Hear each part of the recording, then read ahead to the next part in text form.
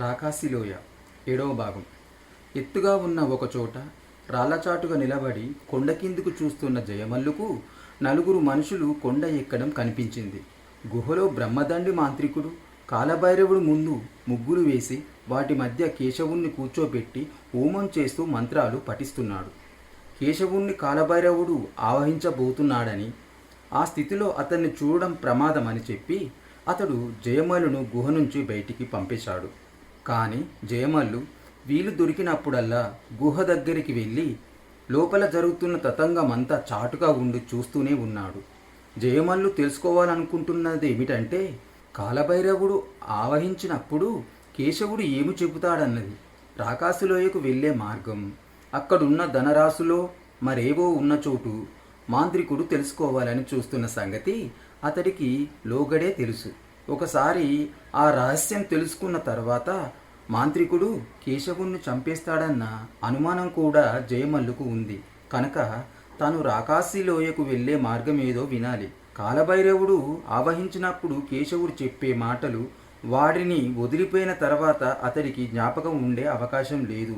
కనుక తనే విని జ్ఞాపకం ఉంచుకోవాలి. జయమల్లు ఇలా ఆలోచిస్తూ కొండ దిగువకు చూసేసరికి కొండ ఎక్కుతున్న నలుగురిలో నుంచి ఒకడు వెనుదిరిగి వేగంగా అడవిలోకి పరిగెత్తిపోతున్నాడు. ప్రతిమ ముగ్గురు శిలాప్రతిమల్లా కదలక మెదలక నిలబడి కొండపైకి చూస్తున్నారు. ఆ ముగ్గురిని అంత ఆశ్చర్యపరిచిన సంగతి ఏమిటా అని జయమల్లు వెనుదిరిగి చూశాడు. గుహలో నుంచి నల్లని పొగ బయటికి వచ్చి తాటి చెట్టు ప్రమాణాన ఆకాశంలోకి లేచింది. కొండ ఎక్కుతున్న ముగ్గురిని ఆశ్చర్యపరిచిన దృశ్యం అదేనని జయమల్లు గ్రహించాడు. ఇప్పుడు తను ఏం చేయాలి? బ్రహ్మదండి మాంత్రికుడితో చెప్పాలా?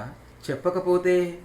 ఈ లోపల రాజుగారి అంగరక్షకుడు కొండ దగ్గర నుంచి పంపిన సైనికుడు బ్రహ్మపురం కేసి వాయువేగ మనోవేగాలతో పరిగెత్తుతున్నాడు. వాడికి అదృష్టం కొద్ది దారిలో గుర్రాన్నెక్కిపోతున్న ఒక శతవృద్ధుడు కనిపించాడు. ఇదే అదననుకుంటూ సైనికుడు కత్తి దూసి ఆ వృద్ధుణ్ణి భయపెట్టి గుర్రం నుంచి కిందికి లాగి దాన్నెక్కి నగరం కేసి దౌడు తీశాడు. కోట ముఖద్వారం దాటి ఆవరణలోకి అడుగు పెడుతూనే సైనికుడు మహారాజా మహారాజా అంటూ కేకలు పెట్టాడు.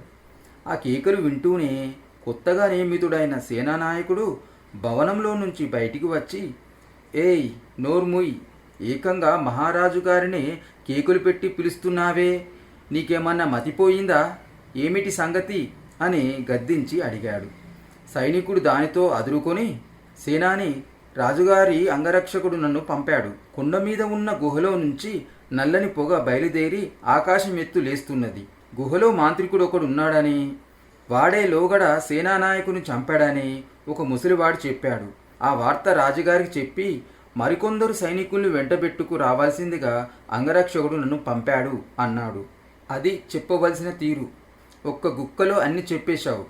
ఇక నోరు మూసుకొని నా వెంటరా అంటూ సేనానాయకుడు సైనికుణ్ణి వెంటబెట్టుకొని రాజుగారి దగ్గరికి వెళ్ళాడు.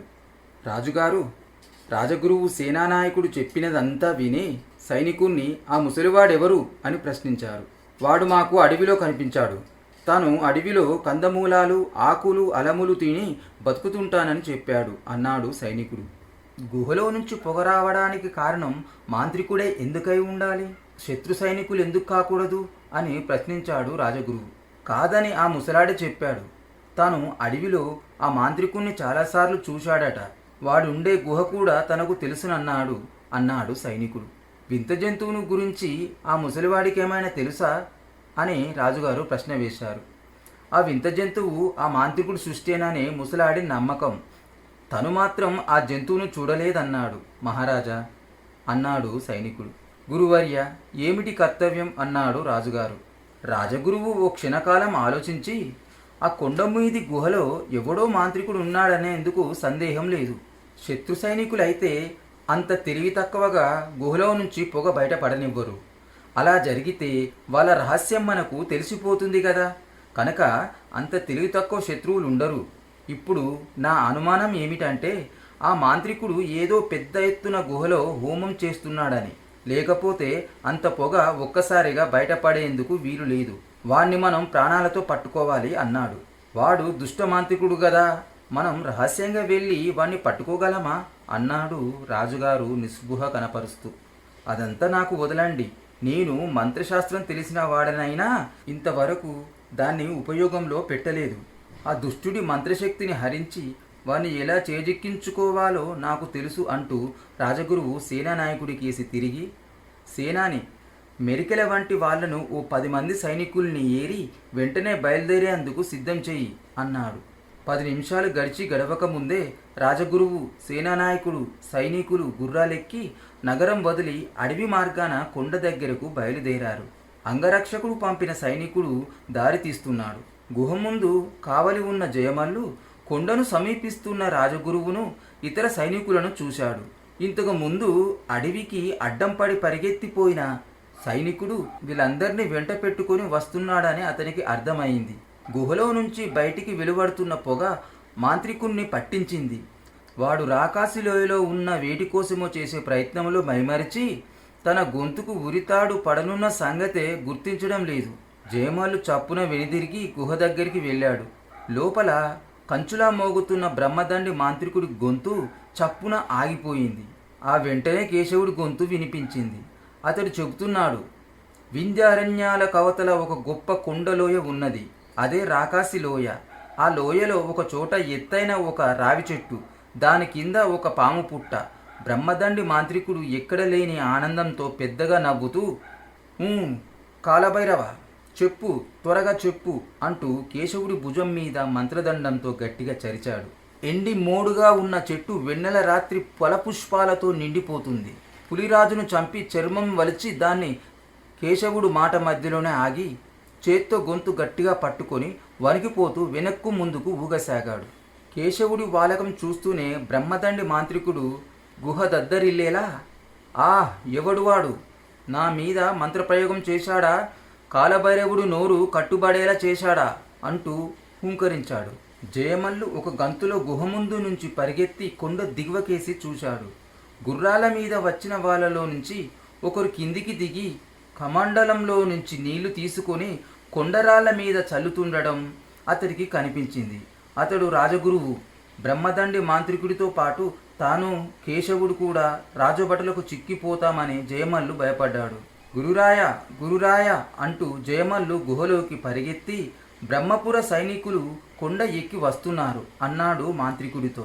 మాంత్రికుడు పళ్ళు పటపట కొరికి, వాళ్ళు సైనికులైతే మనకేం భయం రా శిష్య, వాళ్ళ వెంట తుచ్చ మాంత్రికుడెవడో ఒకడున్నాడు. వాడు మన ఉపాసకుల ఊడల మర్రి నోరు కట్టేశాడు. సరే, ఆ తుచ్చుణ్ణి కాలభైరవుడికి బలిపెట్టక మానను అన్నాడు.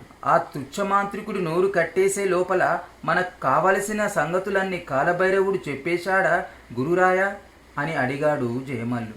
హఠాత్తుగా బ్రహ్మదండి మాంత్రికుడి కనుబొమ్మలు ముడిపడినాయి. అతడు అనుమానంగా జయమల్లు కేసి చూస్తూ, నీవేమైనా చాటున దాగి ఉండి గుహలో జరుగుతున్నదంతా చూశావా ఏరా శిష్య అని అడిగాడు.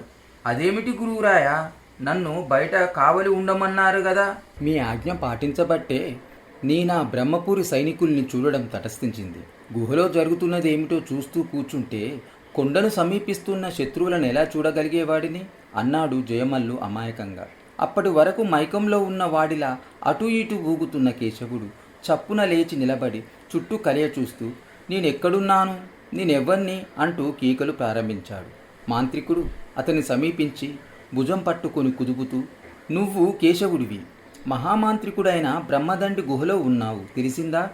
అదిగో చూడు, ఉపాసకుల ఊడల మర్రి, ఉన్మత్త భైరవుడు అన్నాడు ఆవేశంతో. కేశవుడు కాలభైరవుడు విగ్రహం కేసి చూసి, కాలభైరవుడి కళ్ళలో వెలుగు కొంచెం తగ్గినట్టున్నదేం అన్నాడు. జయమల్లు ఏదో చెప్పబోయే అంతలా మాంత్రికుడు అతన్ని వారించి, మరేం లేదు కేశవ, నేను అజాగ్రత్తగా ఉన్న సమయంలో ఒక తుచ్చమాంత్రికుడు నా మీద దొంగ దెబ్బ తీశాడు. నువ్వేమీ భయపడకు, వాణ్ణి కొద్ది క్షణాలలో కాలభైరవుడికి బలి పశువును చేస్తాను అంటూ అమితావేశంతో హూంకరించాడు. గురురాయ, మనం ఇక్కడ కాలయాపన చేసేందుకు లేదు, ఎటైనా పారిపోదాం, మార్గం చూపండి అన్నాడు జయమల్లు. పారిపోవటమా? ఈ మహామాంత్రికుడు బ్రహ్మదండి శత్రువులకు భయపడి పారిపోవటమా? ఎంత మాట అన్నావు శిష్య, కాలభైరవుడే నాకు రక్ష.